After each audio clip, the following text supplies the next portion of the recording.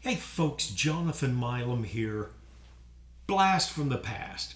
This is an Olds opera premiere. One of the last great horns that Olds made, and they made a lot of fine horns. Very unusual horn, and quite rare. Did I mention it was the premiere model? At any rate, going to start off with an average mouthpiece. It is the GR64MB. It's their medium, bowled out just for a little bit more cup room. And I think this horn gets a very complex sound. See what you think. Going to play the old Amazing Grace just because I want long tone so you can hear this. We'll go to a trumpet flugel mouthpiece, then we'll go to more of a lead type, and a very interesting horn. Hope you enjoy it. Lots more to say about it after we play.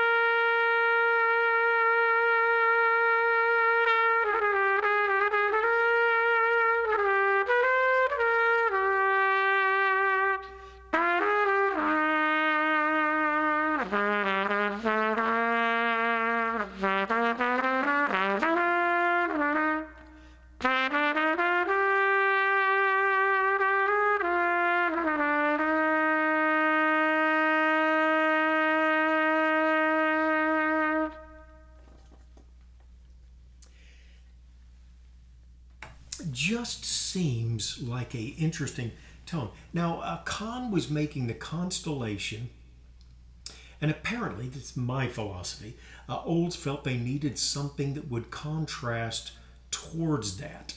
And so this opera premiere has got a lot of nickel-silver brass. Solid nickel-silver brass bell, nickel-silver lead pipe, does have the brass receiver here, and just a little brass on the tip of the first valve and third valve. I believe the valve block is predominantly brass, but of course with the nickel-silver balusters. The inside of the slides are brass as well, but plated nickel-silver on top of them. Tuning slide brass, but I believe the vast majority in that very nice tone. The really surprisingly good shape. The bell has got some dingage on it.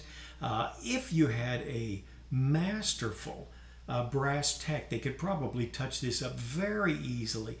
You wouldn't want a novice to try their look at it. Now the thing about nickel silver, lacquer does not adhere real well to it. If you've ever seen a sterling silver belled horn, the Silver Sonic, and so on from King, they can look hideous with old lacquer. It just doesn't do much. You see just a little bit of lacquer wear around here. Don't think nickel-silver lead pipes have a problem with red rot. That's primarily your brass. So clean horn here as far as deterioration goes. A little bit of lacquer wear, but not much. Really a very interesting horn. This is from the 60s, I believe, 62 or 3, if I recall correctly.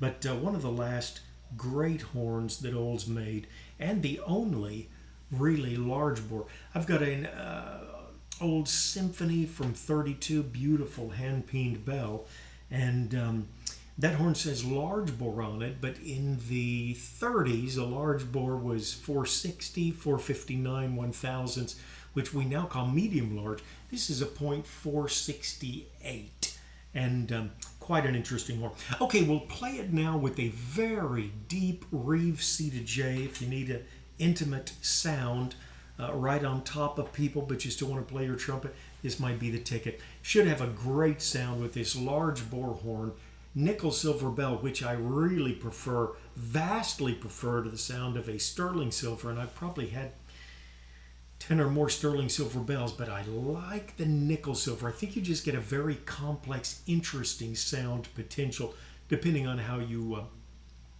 emphasize it with mouthpieces. Got a deep one here, should be a really big sound.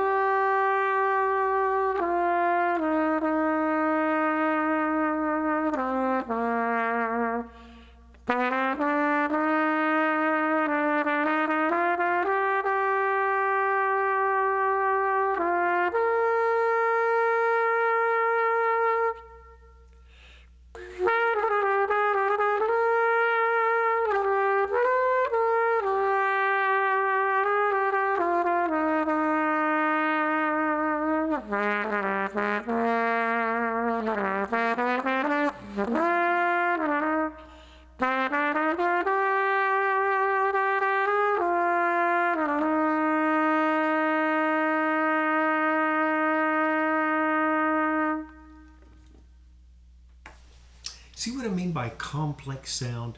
It's not just a dark sound, but that just really speaks to me. Okay, gonna go with about as close as I can come to a lead mouthpiece. This is a GR's 64MS, medium shallow, but they've, on this particular mouthpiece, they applied their #1 backbore, so it's their lead tighter backbore. Should give us a nice sound if you want to use this for lead. And we will move it up a fourth so we get the upper register sound a little better.